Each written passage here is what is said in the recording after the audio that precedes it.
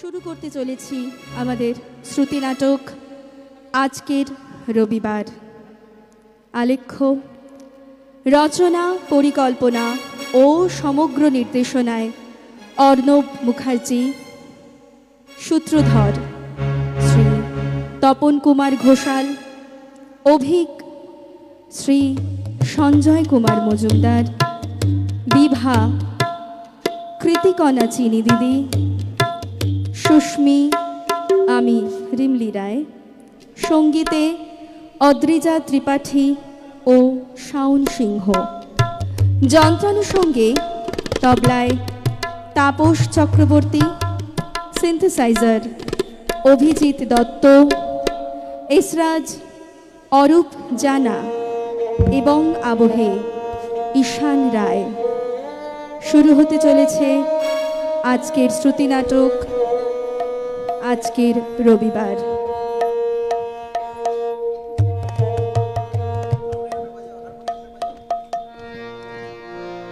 আমার হিয়ার মাঝে লুকিয়েছিলে, দেখতে আমি পাইনি তোমার, দেখতে আমি পাইনি। আমার হিয়ার মাঝে লুকিয়েছিলে, দেখতে আমি পাইনি তোমার, দেখতে আমি পাইনি। বাহির পানে চোখ মেলেছি, বাহির পানে আমার হৃদয় পানে চাইনি। আমার হিয়ার মাঝে লুকিয়েছিলে।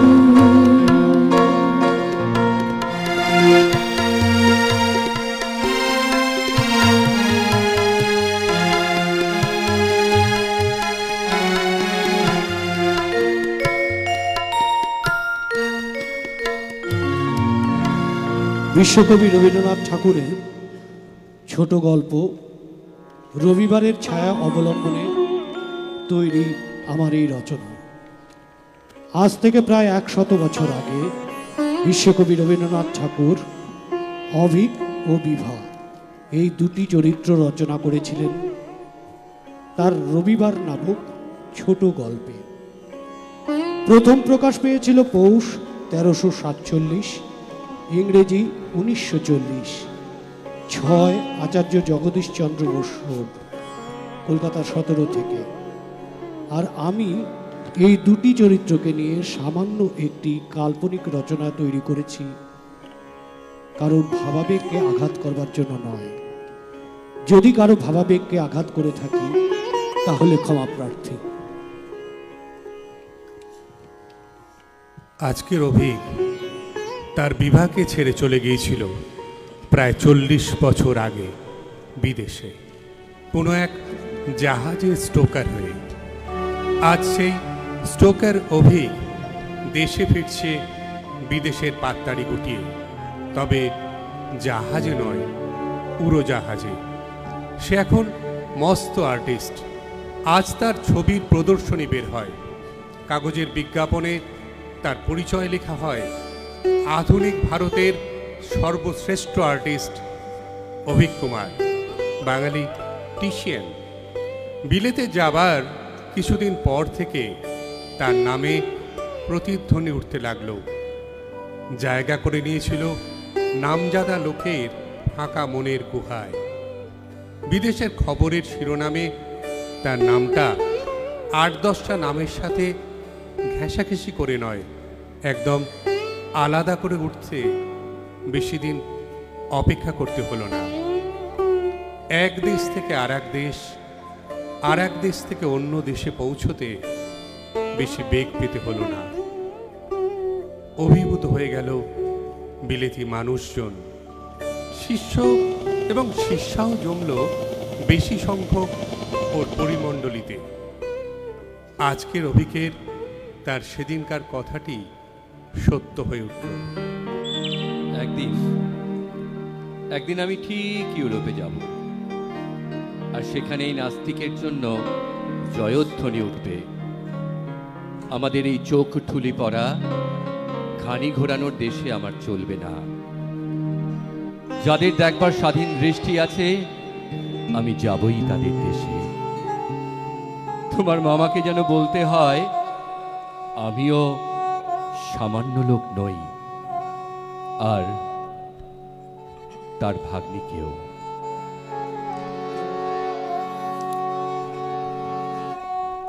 আমারে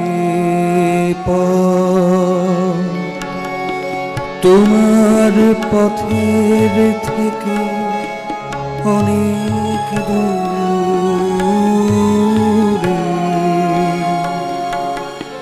গেছে বেঁকে গেছে বেঁকে আমারে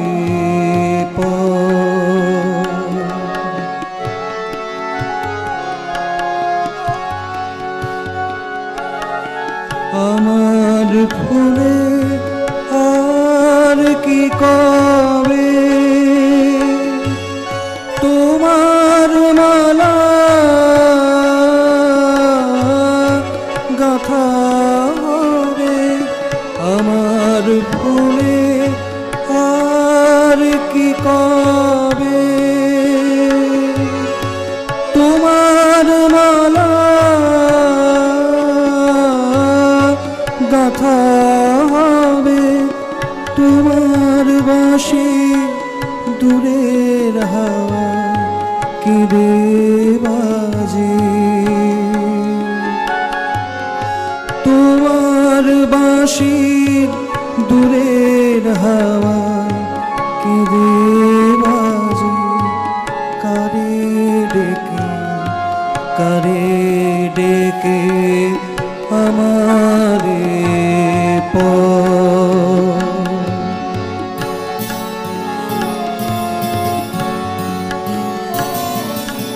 শ্রান্তি লাগে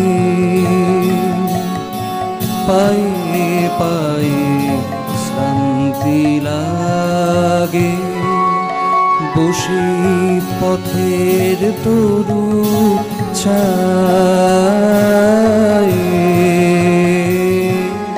শান্তি লাগে সাথী হারা গোপন ব্যথা বলবো জানে সেজন কোথা। সাথী হারার গোপন ব্যথা বলবো জানে সেজন কোথা। পথিক রাজা আপন মনে আমারে যায় পিছে রেখে আমারে তোমার পথের থেকে অনেক দূরে গেছে বেঁকে আমার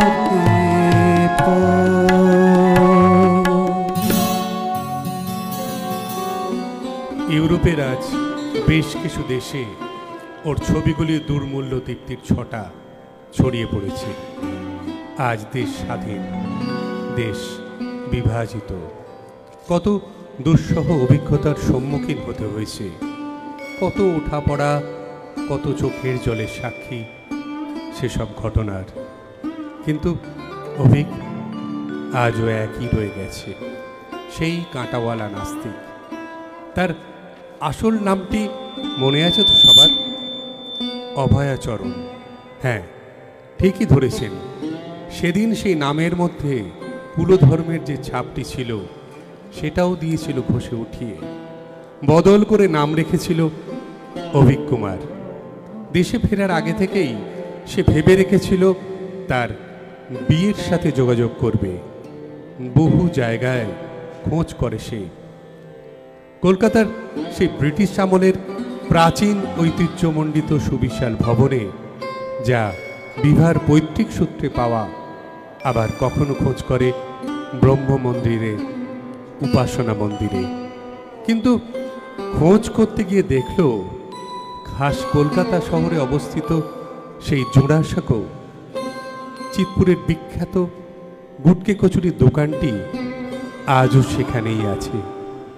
ওখানে খেয়ে আঙুল চাটতে চাটতে কোনো এক শীতের সন্ধ্যায় গুটি গুটি পায়ে হাঁটতে হাঁটতে মার্বেলের মূর্তি তৈরির দোকানগুলির ঠিক আগে এসে থমকে গেল তার দুটো চোখ।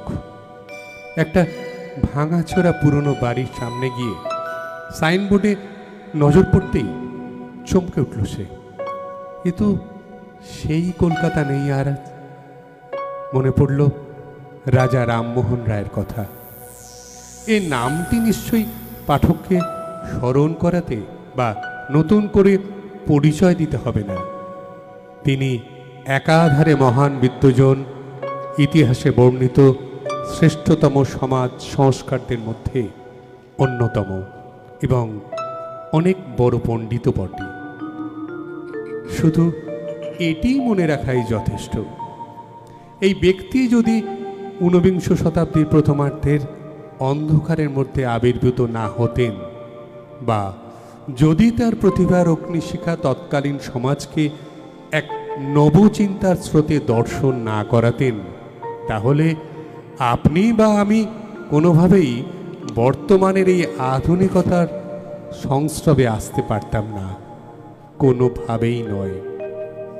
আজ সেই ব্রাহ্ম সমাজ নেই ঠিক, তবে তার অস্তিত্ব অল্প বিস্তর আজও আছে। যাক, এবার ফিরে আসে গল্পের মূল স্রোতে। যা বলছিলাম, আমাদের গল্পের নায়ক অভিক কুমারের কথা। মনে আছে নিশ্চয়ই অভিকের চেহারাটা কেমন ছিল? আশ্চর্য রকমের বিলিতি ছাঁচের, লম্বা দেহ, গৌরবর্ণ, চোখ কটা, নাক তীক্ষ্ণ, চিবুকটা ঝুঁকেছে যেন কোনো এক প্রতিপক্ষের বিরুদ্ধে প্রতিবাদের ভঙ্গিতে। আর ওর মুষ্টিযোগ ছিল অমোঘ। যারা সহপাঠী ছিল কদাচিৎ এত পানি পীড়ন সহ্য করেছিল যে তারা 100 হস্তে দূরে বর্জনীয় বলে গণ্য করত। তবে তেমনটি আজ আর নেই। দেহাকৃতিতে, গায়ের রং, তীক্ষ্ণ নাকের পার্থক্য লক্ষ্য করা যায় না বটে, কিন্তু কটা চোখের তলায় কুঁচকে যাওয়া আর অশক্ত শরীরে মুষ্টিযোগের বালখিল্যতাটা আজ বেশ চোখে পড়ার মতন। যখন অনেক খোঁজ করেও তার বিভার কোনো রকম ঠিকানা পেল না, ঠিক তখনই দেখা হয়ে গেল বিভার ভাইঝি সুস্মির সাথে। ও এখন বিবাহিত, থাকে বাগবাজার এলাকায়। একটি জিলিপির দোকানে হঠাৎ সুস্মিকে দেখে অভিক খানিকটা কিংকর্তব্যবিমূঢ় হয়ে গেল। সুস্মির সাথে সুপুরুষ, কম বয়সী একটি ছেলে। কে? সুস্মিনা? কে? খুব সুন্দর দেখতে তো। আরে আপনি? ও ও হ্যাঁ হ্যাঁ, এটা আমার ছেলে। কেমন আছেন আপনি? কোথায় থাকেন এখন? জানেন, আপনার বিলেত চলে যাবার পর পিসিমা খুব অসুস্থ হয়ে পড়ে। সারাদিন কি একটা খুঁজতো আর বিড়বিড় করে বলতো, কেন চলে গেলে অভি সুদূর পারে? রাগ করো না, রাগ করো না, ফিরে এসো, ফিরে এসো, ফিরে এসো। আমি তোমাকে আর দুঃখ দেব না, দুঃখ দেব না, দেব না, দেব না। আমার প্রাণের পরে চলে গেল কে? বসন্তে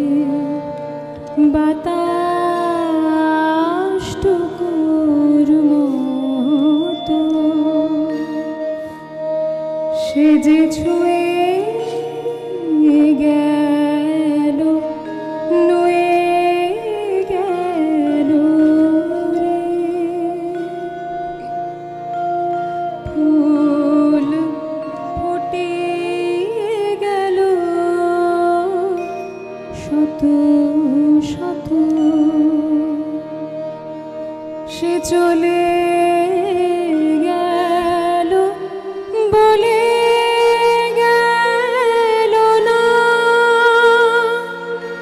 সে কোথায় গেল ফিরে এলো না,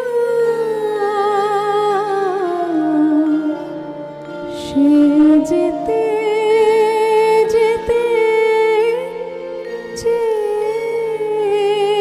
গেল কি যেন গেয়ে গেল, তাই আপনি বসে আছে কুসুমবনেতে, তাই আপনি বসে আছে কুসুমবনেতে, সে ঢেউয়ের মতো ভেসে গেছে, চাঁদের আলোর দেশে গেছে, সেখান দিয়ে হেসে গেছে, হাসি তার রেখে গেছে আমার প্রাণের পরে চলে গেল কে। মনে পড়ে যায় অবিকের সমস্ত ছেলে মানুষই ওর অবিবেচনা আর আবদারগুলোর কথা। যতই মনে পড়তে লাগলো ততই জল পড়তে লাগলো দু চোখ বেয়ে। তারপর থেকে কেবল নিজেকে পাষাণী বলে ধিক্কার দিত। দেখতে দেখতে পাঁচটা বছর কাটতেই সুস্মির এক বিলেত ফেরত ডাক্তারের সাথে বিয়েও হয়ে যায়। তখন বিভা আরও একা হয়ে যায়। তারপর সুস্মিরই বর সুস্থ করে তোলে তাকে। তারও কয়েক বছর বাদে হঠাৎ একদিন বিভা সিদ্ধান্ত নিল অভিককে খুঁজতে যাবে বিলেতে। আর বলা মাত্রই কাজ মাত্র 3 মাসের প্রস্তুতিতে পাড়ি দিল বিলেতে। তারপর থেকে একমাত্র সুস্মির সাথেও যোগাযোগটা রেখেছে। বলছিলাম যে মানে বিভার বিলেতির ঠিকানাটা পাওয়া যাবে? এই দুটো গলির পরেই কিন্তু আমাদের বাড়ি। আসুন না, এক কাপ চা খেয়ে যাবেন, আর ঠিকানাটাও দিয়ে দেব, যদি অবশ্য আপনার কোনো বিশেষ কাজ বা আপত্তি না থাকে। সুস্মির কথা শোনা মাত্রই অভিক যেন আকাশের চাঁদটা হাতে পেয়ে গেল। এক নিমেষেই বলে উঠল, আরে না না না, আমার কোনো কাজ নেই, তুমি চলো ঠিকানাটা নিয়ে আসি।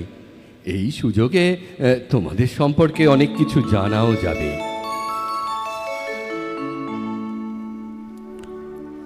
অভিক গেল সুস্মির বাড়ি। বিভার সাথে সুস্মির কিছু ছোটখাটো স্মৃতি নিজের মণিকোঠায় সংগ্রহ করে বিভার ঠিকানাটা নিয়ে ফিরে গেল নিজের বেনিয়াটলার বাড়িতে। তবে এটুকু জানতে পারল বহু বছর হয়ে গেছে বিভার আর কোনো চিঠি সুস্মিরা পায়নি। বিভা চিরকালের একটু চুপচাপ স্বভাবের। অভিক চলে যাবার পর থেকে সারাদিন গাছের গুঁড়ির আড়ালে দাঁড়িয়ে চেয়ে থাকত শূন্য দৃষ্টিতেই সুদূরে এক অন্য মনে। একটি আশ্চর্য ছবি চিহ্নিত হতে থাকত মনের চিরস্মরণীয় আকারে। তার অল্প পরিসরের অভিজ্ঞতার পথে অনেক অপ্রত্যাশিত মনোহরের দরজায় ঠেকেছে মন। পাশ কাটিয়ে চলেও গেছিল, কিন্তু আজ মনে হলো জীবনে কোনো এক চরম সংস্পর্শে এসে পৌঁছেছে, যে আঘাতে মানুষের নিজের অজানা একটা অপূর্ব স্বরূপ ছিটকি খুলে অবারিত হয়। সেই আঘাত তাকে লাগলো কি করে? জীবনের আরম্ভ থেকেই বিভা তার বাবারই মেয়ে সম্পূর্ণরূপে। এত ভালোবাসা, এত ভক্তি সে আর কোনো মানুষকে দিতে পারেনি। তার বাপ সতীশ এই মেয়েটির উপর অজস্র স্নেহ ঢেলে দিয়েছেন। মায়ের কাছ থেকে পদে পদে বাধা পেয়ে বাপের উপরে বিভার নির্ভরতা আরো গভীর এবং মজ্জাগত হয়ে গিয়েছিল। মায়ের মৃত্যুর পরে ওর বাপের প্রতি সেবা অনেক দিন পর্যন্ত ছিল, যা ছিল বিভার জীবনের একমাত্র ব্রত। এই স্নেহশীল বাপের সমস্ত ইচ্ছাকে সে নিজের ইচ্ছা করে নিয়েছে। বাবা তার বিষয় সম্পত্তি দিয়ে গেছেন তার মেয়ের ট্রাস্টির হাতে। নিয়মিত মাসোহারা বরাদ্দ ছিল। মোটা টাকাটা ছিল উপযুক্ত পাত্রের উদ্দেশ্যে, বিভার বিবাহের অপেক্ষায়। বাপের আদর্শেই উপযুক্ত পাত্র কে তা বিভা জানত। অন্তত অনুপযুক্ত যে ছিল তাতে কোনো সন্দেহ ছিল না। কিন্তু মনের অজান্তেই অভিকের ভালোবাসা তার মনে অদৃশ্য আগুন জ্বালিয়ে জায়গা করে নিয়ে তাকেই যে ফল দেবে সে ঘুণাক্ষরেও বুঝতে পারিনি। তুই ফেলে এসেছিস তারে মন মন্দে আমার, তাই জনম গেল শান্তি পেলি না রে মন মন্দে আমার। তুই ফেলে এসেছিস তারে মন মন্দে আমার।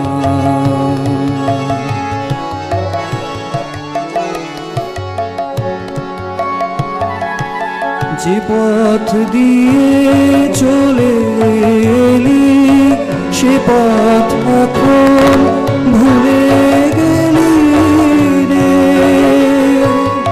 যে পথ দিয়ে চলে এলি সে পথ এখন ভুলে গেলি রে।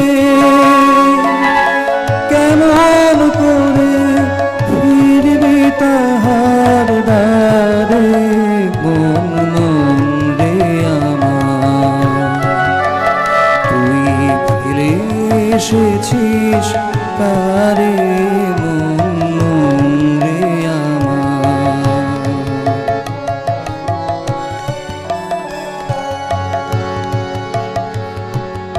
নদীর জলে থাকি রে কান পেতে, কাঁপে রে প্রাণ পাতার মর মরেতে। নদীর জলে থাকি রে কান পেতে, কাঁপে রে প্রাণ পাতার মর মরেতে। মনে হয় যে পাব বুঝি ফুলের ভাষা যদি বুঝি রে। মনে হয় যে পাব বুঝি ফুলের ভাষা যদি বুঝি রে। যে পথ গেছে সন্ধ্যা তারার পারে মন মন্দে আমার। তুই ফিরে এসেছিস তারে মন মন্দে আমার।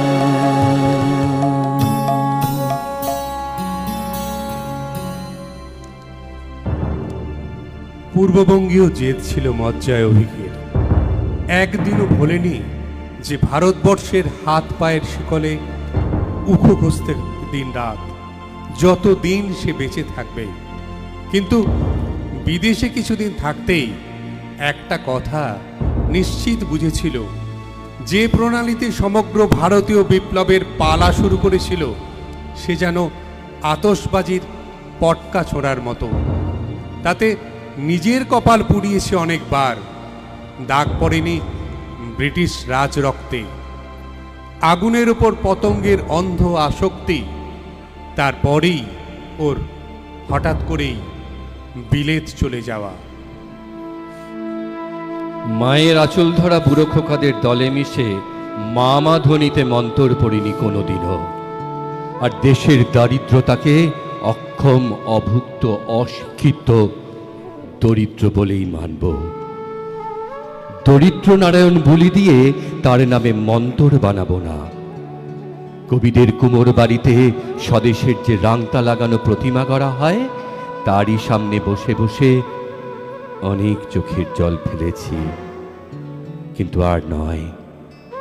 এই জাগ্রত বুদ্ধির দেশে বাস্তবকে বাস্তব বলে জেনেই শুকনো চোখে কোমর বেঁধে কাজ করতে শিখেছি। এবার গিয়ে পড়ব রং তুলি নিয়ে দেশের গুপ্তধনের তল্লাশে। এই কাজটাকে কবির গদগদ কণ্ঠের চেলারা দেশমাতৃকার পূজা বলে চিনতেই পারবে না।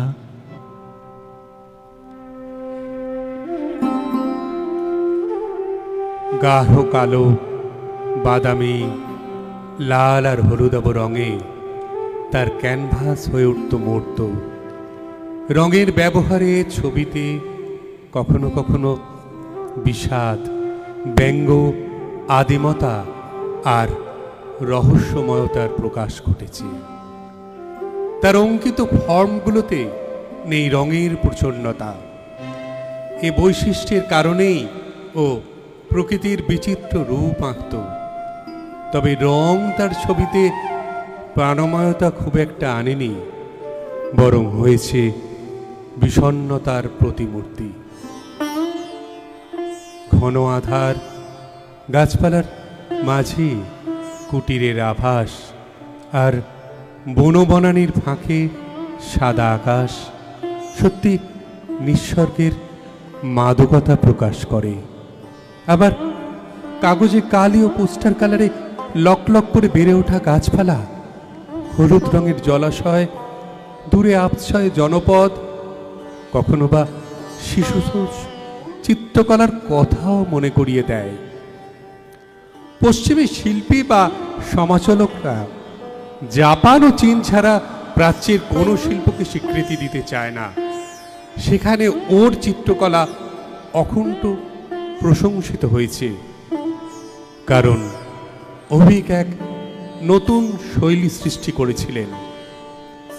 শিল্প সুষমা ও রং প্রয়োগের ক্ষেত্রেও তার বিস্ময়কর উৎকর্ষতায় এগিয়েছিল।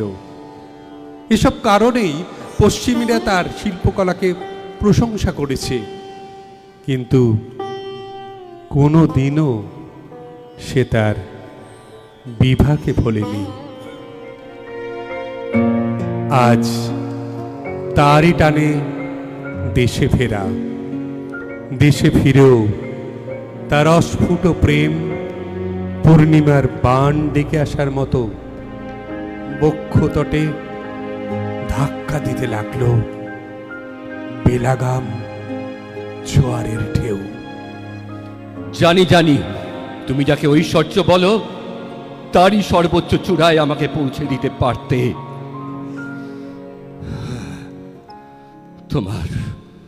তোমার ভগবান মাঝখানে এসে দাঁড়ালেন। আজ তাই দুজন দুই মেরু প্রান্তে। হলো না মিলন, মিলন হলো না কোনোদিনও।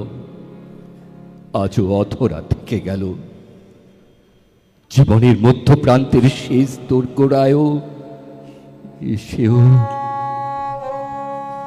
তোমার সাথে ঘটল আবার বিয়োগান্তক মিলন। জোনাকি কি সুখে ওই ডানা দুটি মেলেছ, ও জোনাকি কি সুখে ওই ডানা দুটি মেলেছ। আধার সাজে বনের মাঝে উল্লাসে প্রাণ ঢেলেছ, ও জোনাকি কি সুখে ওই ডানা দুটি মেলেছ, ও জোনাকি।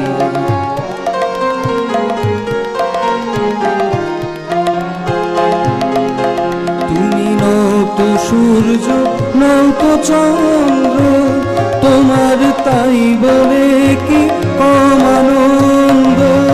তুমি নও তো সূর্য, নও তো চন্দ্র, তোমার তাই বলে কি কম আনন্দ। তুমি আপন জীবন পূর্ণ করে আপন আলো জ্বেলেছ, ও জোনাকি কি সুখে ওই ডানা দুটি মেলেছ।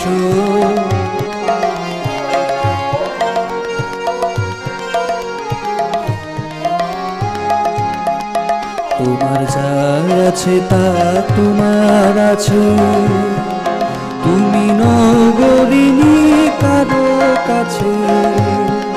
তোমার অন্তরে যে শক্তি আছে তারই আদেশ পেলেছ। তোমার যা আছে তা তোমার আছে, তুমি নগরিনী কারো কাছে। তোমার অন্তরে যে শক্তি আছে তারই আদেশ পেলেছ। তুমি আধার বাঁধন ছাড়িয়ে ওঠো, তুমি ছোট হয়ে নগ ছোট। তুমি আধার বাঁধন ছড়িয়ে ওঠো, তুমি ছোট হয়ে নগ ছোট। জগতে যেথায় যত আলো সবার আপন করে ফেলেছ, ও জোনাকি কি সুখে ওই ডানা দুটি মেলেছ, ও জোনাকি কি সুখে ওই ডানা দুটি মেলেছ।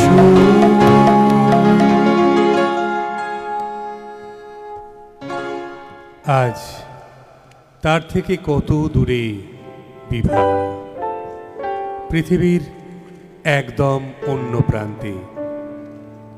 কেমন আছে, কি করছে, এখনো অভিকের কথা মনে আছে কি না?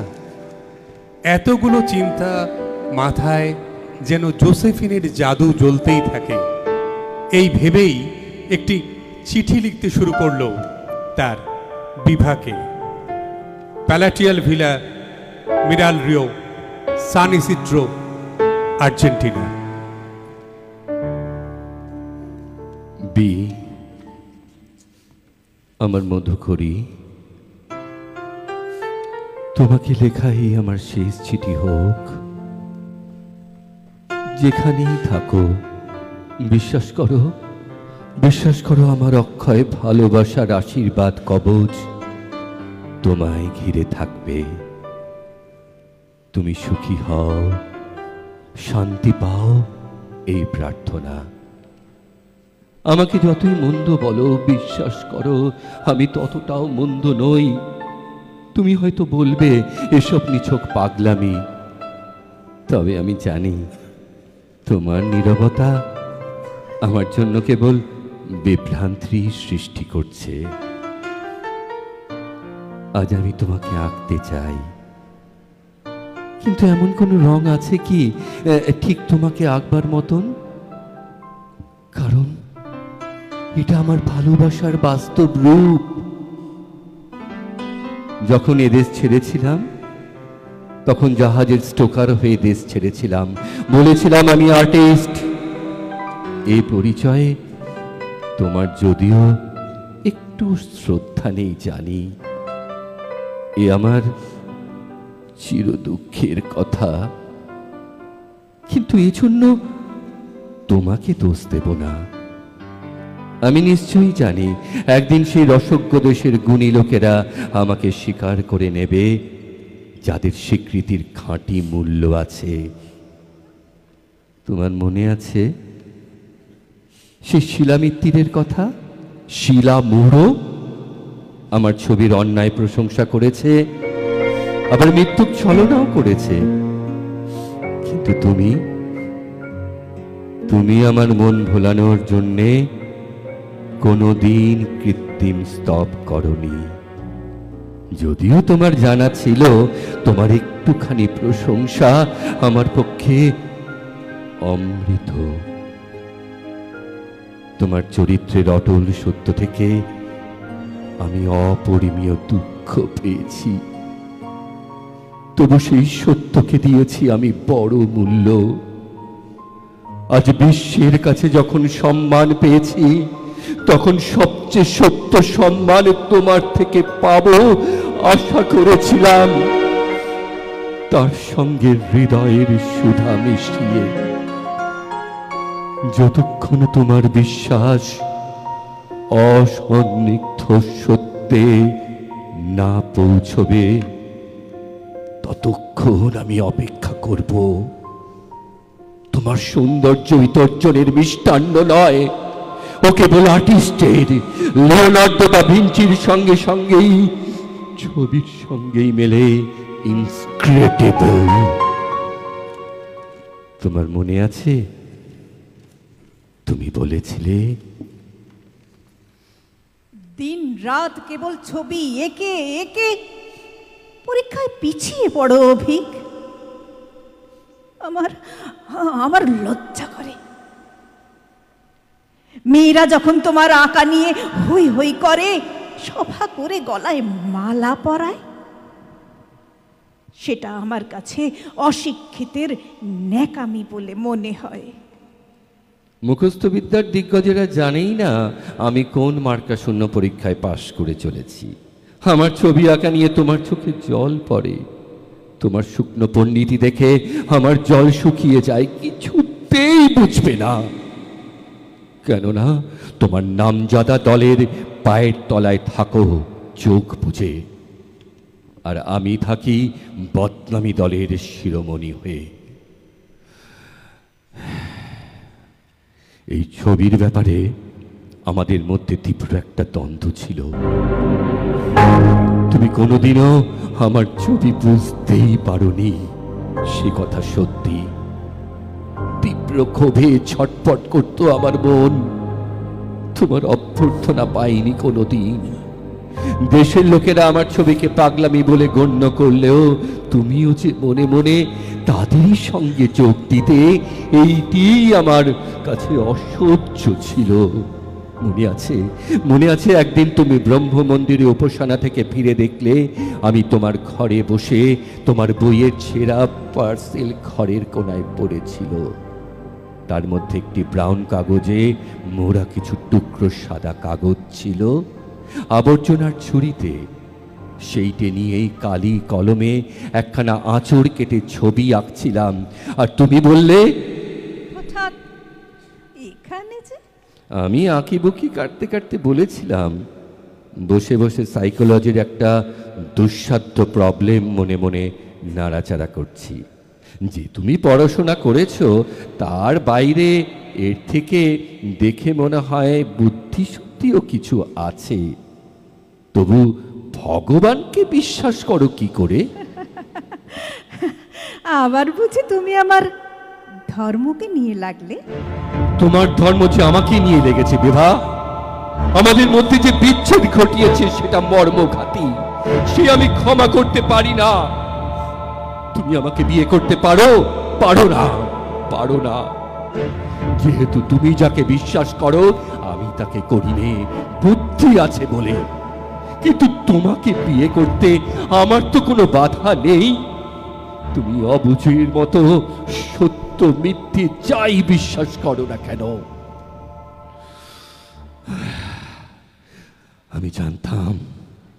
আমি জানতাম বিয়ে না করবার শক্ত কারণটা কোনখানে। কথাটা তোমাকে দিয়ে বলিয়ে নিতে চেয়েছিলাম, তুমি চুপ করেছিলে সেদিন। কিছুক্ষণ বাদে আমার পকেট থেকে চামড়ার কেস বের করে খুলে দেখালাম। একটা কবজি ঘড়ি, ঘড়িটা প্ল্যাটিনামের, সোনার মণিবন্ধ, হীরের টুকরোর ছিট দেওয়া। বললাম, এটা তোমাকে বেচতে চাই। শুনে প্রথমে অবাক হয়েছিলে, তারপর বললে, অবাক করছো? বেচবে? বেচবে কেন? এই ঘড়িটা যে মনীষা তোমাকে জন্মদিনে দিয়েছিল, মনে হচ্ছে তার বুকের ব্যথা এখনো ওর মধ্যে ধুকপুক ধুকপুক করছে।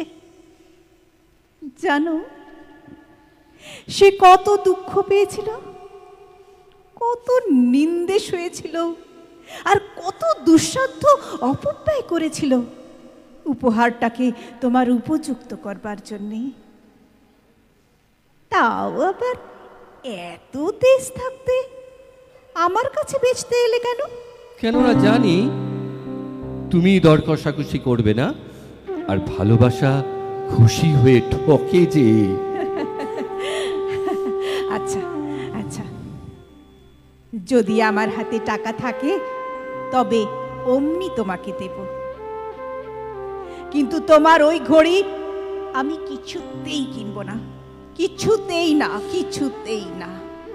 আমি তোমার সামনে হাঁটু গেড়ে বসে বলেছিলাম, ভিক্ষা, তোমার সমান ধনী যদি হতাম তাহলে তোমার দান নিতাম উপহার বলে, দিতাম প্রত্যুপহার সমান দামের।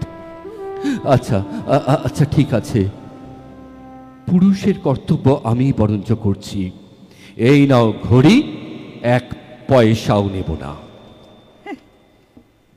মেয়েদের তো নেবারই সম্বন্ধ, তাতে কোনো লজ্জা নেই। তাই বলে এ ঘড়ি নয়। আচ্ছা শুনি, কেন তুমি ওটা বিক্রি করছো? আমার অত্যন্ত বেহা একটা ফোর্ড গাড়ি আছে, সেটার চালচলনের ঢিলেমি অসহ্য। বিক্রি করব। বাপদাদার বয়সে একটা পুরনো ক্রাইসলারে পাবার আশা আছে। ক্রাইসলার? কি হবে ক্রাইসলার গাড়িতে? শিলাকে দেখেছো? কুলদা মিত্তিরের মেয়ে। শিলাকে ক্রাইসলারের গাড়িতে চড়িয়ে পাকরাশি গিন্নির নাকের সামনে দিয়ে শিঙা বাজিয়ে চলে যাব। যেও। যেও? সত্যি করে বলবে? সেদিন তোমার মনে একটুখানি খোঁচা কি? আমাকে আমাকে আমাকে আমাকে এর মধ্যে টানো কেন? আমাকে এর মধ্যে টানো কেন? বিধাতা আমার রূপ নিয়ে তো খুব বেশি বাড়াবাড়ি করেননি, আর আমার গাড়িখানাও তোমার গাড়িখানার উপর টেক্কা দেওয়ার যোগ্য নয়। কার সঙ্গে কার তুলনা করলে তুমি? আশ্চর্য, তুমি আশ্চর্য বিভা, সত্যি তুমি আশ্চর্য। আমি তোমাকে দেখতাম আর ভাবতাম, মনে মনে আমার ভয় হতো কোন দিন ফস করে যদি মেনে বসতাম তোমার ভগবানকে, শেষে কোন কালে আর আমার পরিত্রাণ থাকতো না। কিন্তু আজ সত্যি এটাই বুঝতে পারিনি, কেন আমি তোমার ঈর্ষাকে কিছুতেই জাগাতে পারলাম না। অন্তত সেটা জানতেও দিলে না আমাকে। জীবনের প্রবহমান খোলা রঙের অজবরলর মধ্যে হঠাৎ যেখানে গল্পটা আপন রূপ ধরে সত্য দেখা দেয়, তার অনেক পূর্ব থেকেই নায়ক নায়িকারা আপন পরিচয়ের সূত্র গেঁথে আসে। পিছন থেকে সেই প্রাকল্পিক ইতিহাসের ধারাকে অনুসরণ করতেই হয়। হয়তো আমার স্বভাবটা কড়া, পশ্চিমবঙ্গের শৌখিনদের মতো ভাবালুতায় আর্দ্রচিত্ত নই। নিজেকে পাথরের সিন্দুক করে তার মধ্যে আমার সংকল্পকে ধরে রেখেছিল।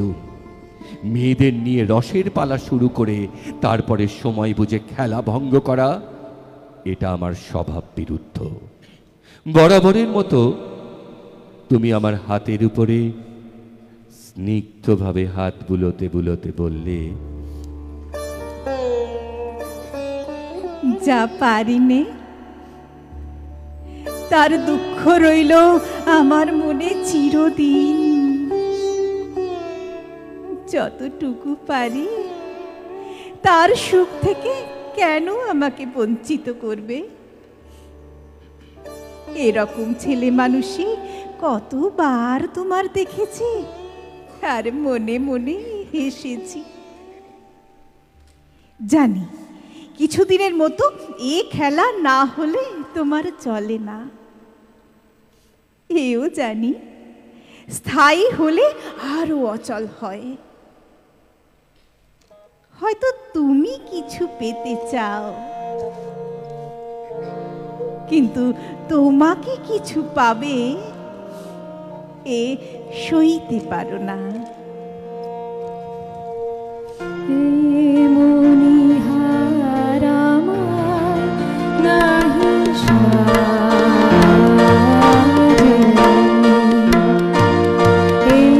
মনিহার আমার নাহি সাজে,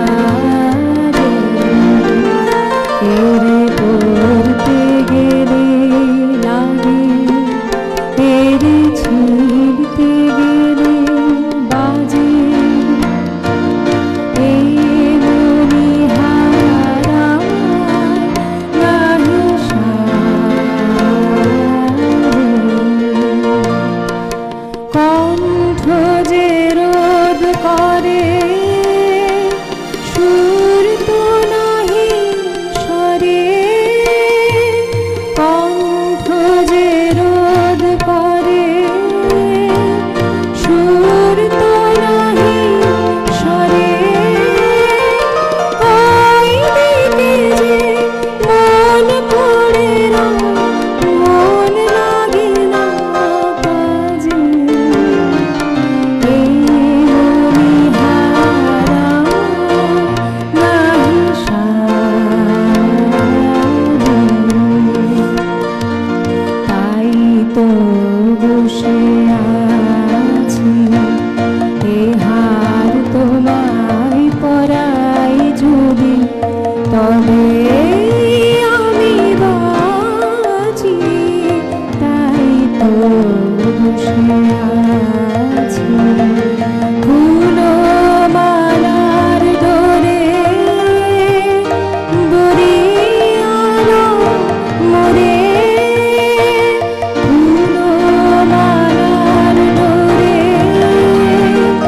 বরিয়ালো মোরে, তোমার কাছে দেখাইলে মণিমালার লাজে, এই মনিহার আমার নাহি সাজে।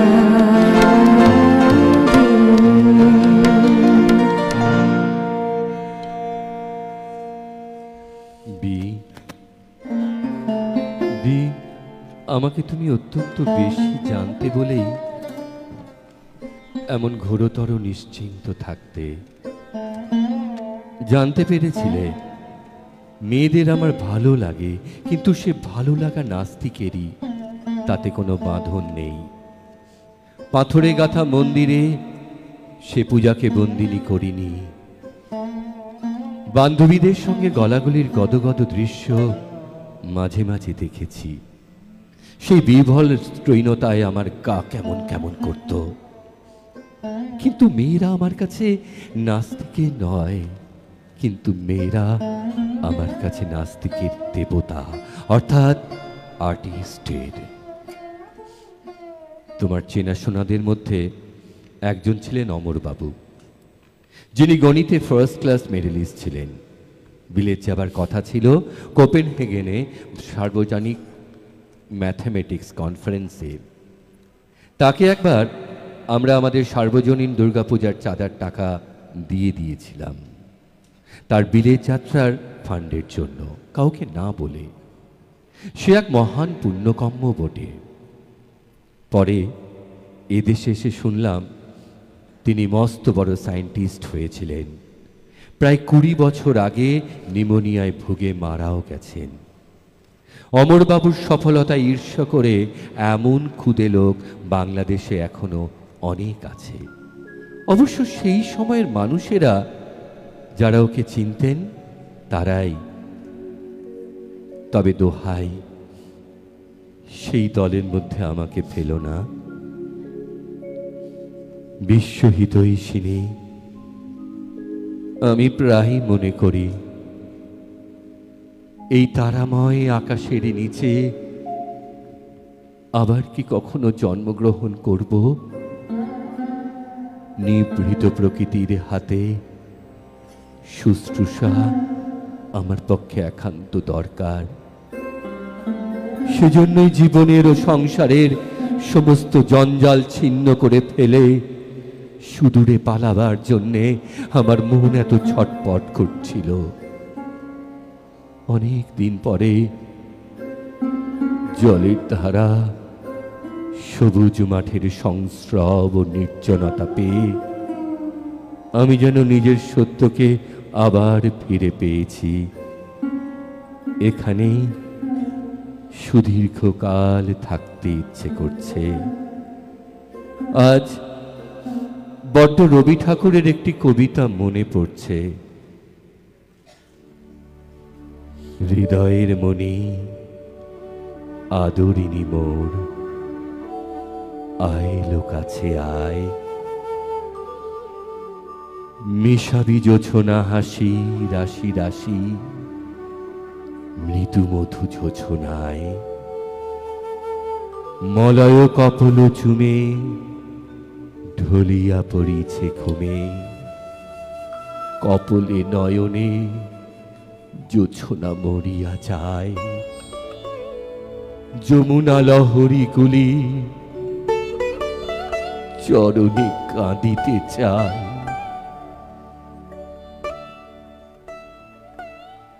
মনে আছে তোমার যে হারখানি গিয়েছিল চুরি? সেটা আমারই কম্য ছিল। ওই হারটি তুমি বাজারে বিক্রি করতে যাচ্ছ, এই ভাবনা আমি কিছুতেই সহ্য করতে পারছিলাম না। তুমি যে পাঁজর ভেঙে শীত কাটতে যাচ্ছিলে আমার বুকের মধ্যে, তোমার ওই হারের বদলে আমার একতারা ছবি তোমার গয়নার বাক্সের কাছে রেখে এসেছিলি। পেয়েছিলে নিশ্চয়ই। তোমার প্রতি যে সর্বসাধারণের অপেক্ষায় আমার কিছু বিশেষ দাবি ছিল, সে ধারণা আমার মনে বদ্ধমূল হয়ে গেছিল। সেই অধিকার মদে মত্ত হয়ে তোমার প্রতি আমি শাসন এবং উপদ্রব যে করতাম না তা নয়, উপরন্তু একটু বেশি করতাম। তুমিও সহিষ্ণুভাবে আমার সকল রকম ফরমাস বহন করতে। পাড়ায় তোমার রূপের প্রশংসা ছিল, কিন্তু আমার চোখে সে সৌন্দর্যের কোনো গৌরব ছিল না। মনের ভিতরে কি যেন বলছে, তখন যাকে ইচ্ছে করলেই কাছে পেতে পারতে, এখন মাথা খুঁড়ে মরলেও তাকে একবার চোখে দেখার অধিকারটুকু পাচ্ছ না।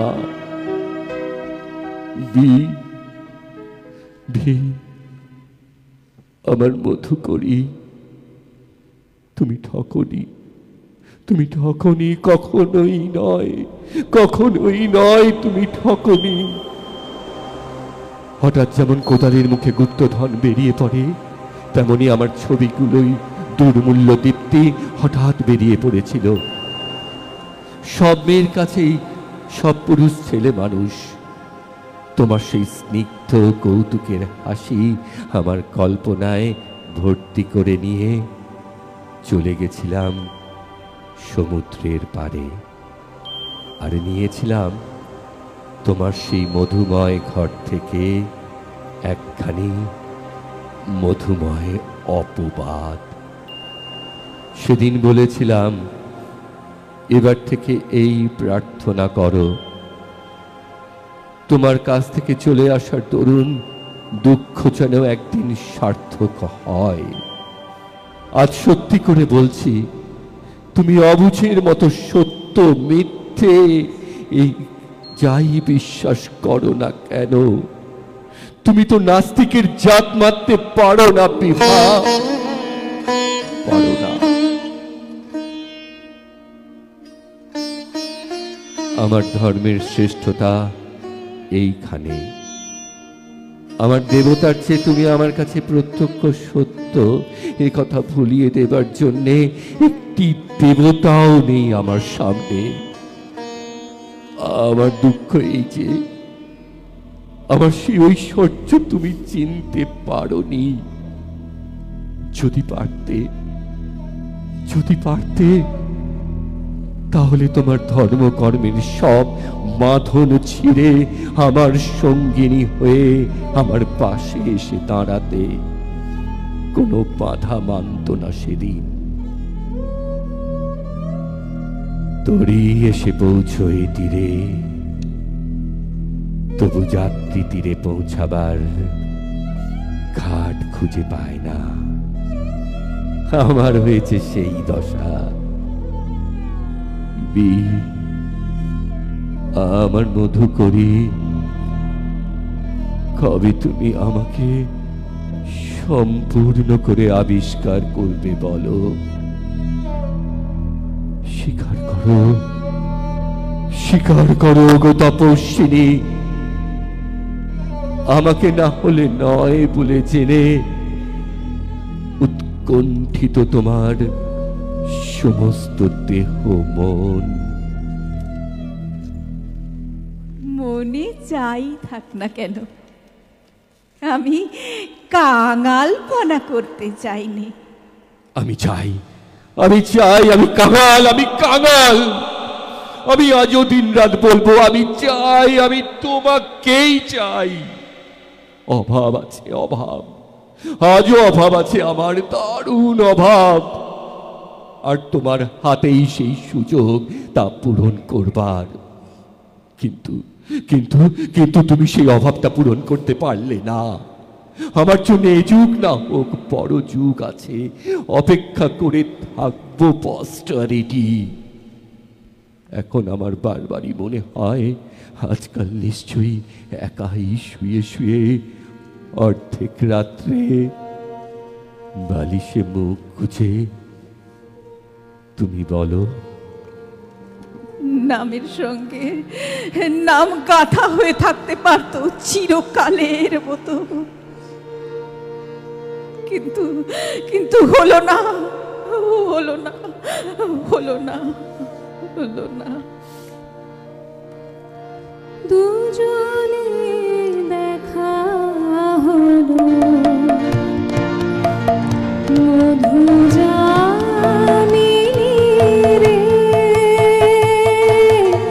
কেন কথা কহিল না, চলিয়া গেল ধীরে। মধু জামিনী রে, দুজনে দেখা হলো, নিকুঞ্জে দক্ষিণাবার করিছে হায় হায়, নিকুঞ্জে দক্ষিণাবার করিছে হায় হায়, লতা পাতা দুলে দুলে ডাকিছে ফিরে ফিরে। মধু জামিনী রে, দুজনে দেখা হলো, দুজনে রাখি বাড়ি, গোপনে গেল বলে, দুজনের প্রাণের কথা প্রাণেতে গেল রয়ে, আর তো হলো না দেখা, জগতে দোহে একা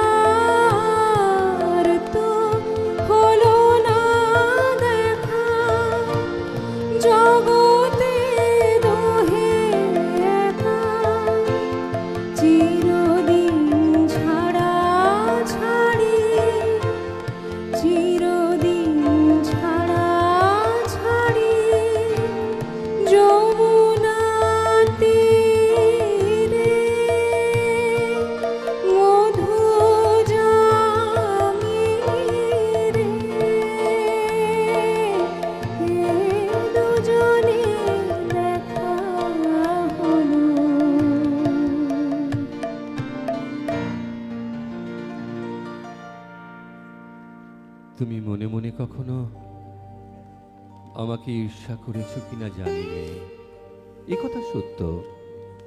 মেয়েদের আমি ভালোবাসতাম, ঠিক ততটা না হোক যতটা হলে লোকের চোখে পড়বে। হ্যাঁ হ্যাঁ, মেয়েদের আমার ভালো লাগতো, তারাও আমাকে ভালোবেসেছে। সেই ভালোবাসা আমাকে কৃতজ্ঞ করে। কিন্তু নিশ্চয়ই তুমি জানো যে তারা নীহারিকা মণ্ডলী, তার মাঝখানে তুমি একটি মাত্র ধ্রুব নক্ষত্র, তারা আভাস, তুমি ছিলে সত্য। সেই জন্যই আর কিছু বিশ্বাস করি বা না করি, হয়তো জন্মান্তরে বিশ্বাস করতেই হবে। তুমি স্পষ্ট করে আমাকে তোমার ভালোবাসা জানাওনি কোনো দিনও, কিন্তু তোমার স্তব্ধতার গভীর থেকে প্রতিক্ষণে যা তুমি দান করেছ, নাস্তিক তাকে কোনো সংজ্ঞা দিতে পারেনি। বলেছে অলৌকিক। আর এই আকর্ষণে কোনো একভাবে হয়তো তোমার সঙ্গে তোমার ভগবানেরই কাছাকাছি ফিরেছিলাম। আমার মাধুকরী, এই চিঠি তোমার কাছে যখন পৌঁছবে, হয়তোবা তুমি বা আমি বেঁচে থাকতে নাও পারি, কিন্তু জগতে সবচেয়ে যাকে ভালোবেসেছি, সেই ভালোবাসা শুধু তোমাকেই।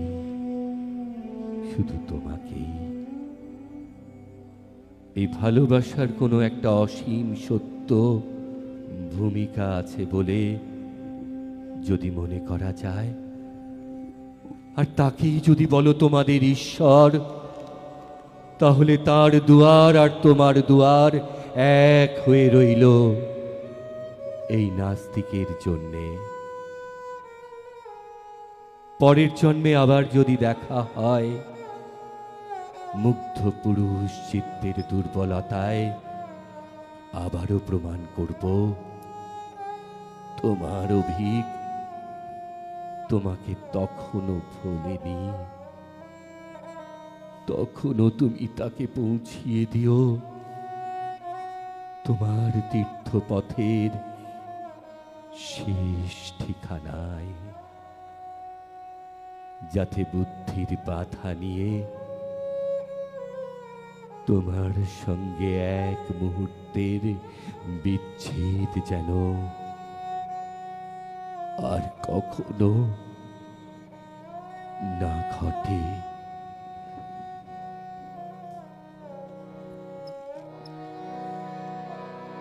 খুনিতে পারিলাম না যে ক্ষমহে মম দীনতা,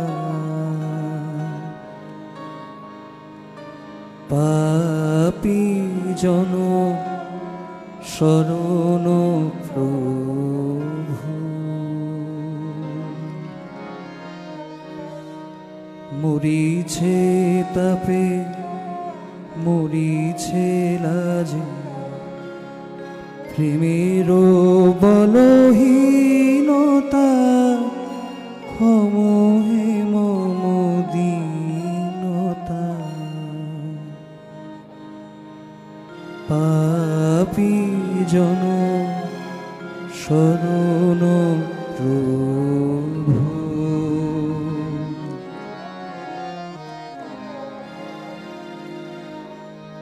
প্রিয়ারে নিতে পারিনি বুকে, প্রেমেরে আমি হেরেছি,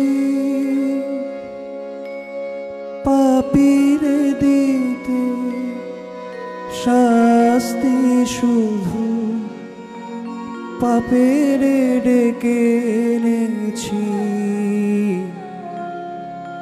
জানি গো তুমি ক্ষমিবে তারে,